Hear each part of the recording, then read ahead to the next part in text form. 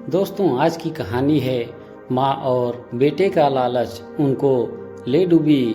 तो चलिए कहानी को शुरू करते हैं। यह कहानी हमारे समाज की बदलती सोच, रिश्तों में स्वार्थ और मूल्यवान संबंधों की हकीकत को उजागर करती है।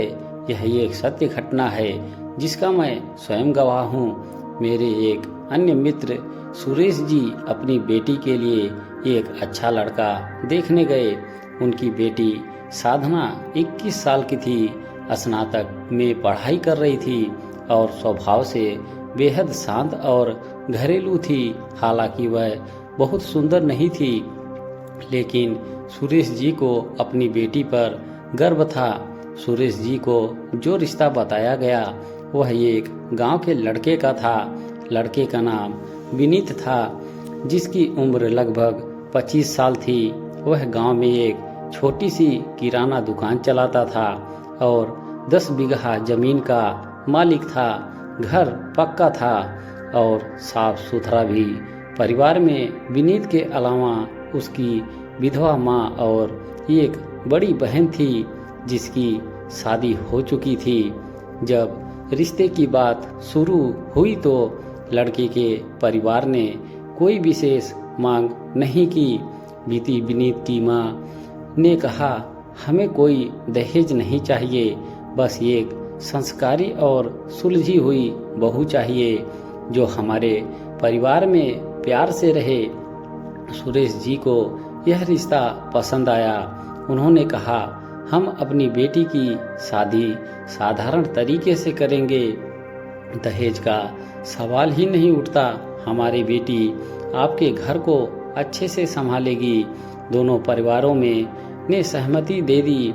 शादी की तारीख तय हो गई और कुछ हल्की फुल्की तैयारियां भी शुरू हो गई। शादी के कुछ ही दिनों पहले एक अजीब घटना घटी। विनीत की दुकान पर एक दिन एक अमीर व्यक्ति आया जो गांव के प्रभावशाली लोगों में से था। उन्होंने विनीत से कहा, तुम्हारे जैसा मेहनती लड़का हमारी बेटी के लिए सही रहेगा। हमारी बेटी शहर में नौकरी करती है और सुंदर भी है। हम तुम्हें बाइक, सोने की चैन और 5 लाख रुपए देंगे, बस शादी के लिए हाँ कर दो। विनीत और उसकी माँ लालच में आ गए। उन्हें लगा कि यह रिश्ता उनकी आर्थिक स्थिति को और मजबूत बना सकता है। अगले दिन विनीत की माँ सुरेश जी के घर गई और कहा, हमें आपकी बेटी के साथ रिश्ता करने में खुशी थी, लेकिन अब हमें लगता है कि यह रिश्ता ठीक नहीं रहेगा। हमारे विनीत के लिए एक और रिश्ता आया है जो हमारे लिए ज़्यादा अच्छा है। सुरेश जी और उनका परिवार हैरान रह गया। उन्होंने विनीत की माँ से पूछा, क्या हमने कोई गलती की? हमने तो रिश्ता तय कर दिया था, अब अचानक क्यों मना कर रहे हैं? विनीत की माँ ने स्पष्ट कहा, यह फैसला हमारे परिवार के भले के लिए है, हमें माफ कर दीजिए। सुरेश जी इस घटना से बहुत आहत हुए। उन्होंने मुझसे कहा, रिश्तों की कोई कीमत नहीं बची है। लोग अब रिश्ते नहीं पैसे देखते हैं। जब रिश्ता तय हुआ था तब कोई मांग नहीं थी, लेकिन जैसे ही उन्हें और पैसा और संपत्ति का लालच मिला, उन्होंने हमारा रिश्ता तोड़ दिया। कुछ महीनों बाद विनीत ने उस अमीर परिवार की बेटी से शादी कर ली। बड़ी शादी धूमधाम से हुई और विनीत को सोने की चैन, बाइक और नगद रुपए भी मिले। शादी के बाद विनीत और उसकी पत्नी शहर में रहने लगे। शुरुआत में सब कुछ ठीक था, लेकिन धीरे धीरे समस्याएं शुरू हो गई। विनीत की पत्नी जो शहर में नौकरी करती थी, गांव के जीवन में समायोजित नहीं हो सकी। उसने विनीत को ताना देना शुरू कर दिया कि वह सिर्फ पैसों के लिए शादी करना चाहता था।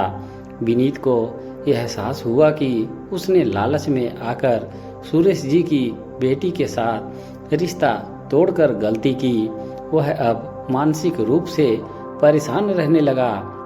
दूसरी ओर सुरेश जी ने अपनी बेटी की शादी एक ऐसे परिवार में कर दी जहां कोई मांग नहीं थी। वह परिवार साधारण लेकिन संस्कारी था। साधना को वहां बहुत प्यार और इज्जत मिली। सुरेश जी ने मुझसे कहा, भगवान ने जो किया सही किया। लालची लोगों के साथ रिश्ता जोड़ना हमारी बेटी के लिए ठीक नहीं था। दोस्तों, रिश्तों में लालच सबसे बड़ा दुश्मन है। विनीत और उसके परिवार ने पैसे के लिए अपना वादा तोड़ दिया और लालच में आ गए। हालांकि इस लालच ने अंततः उनके जीवन को मुश्किल बना दिया।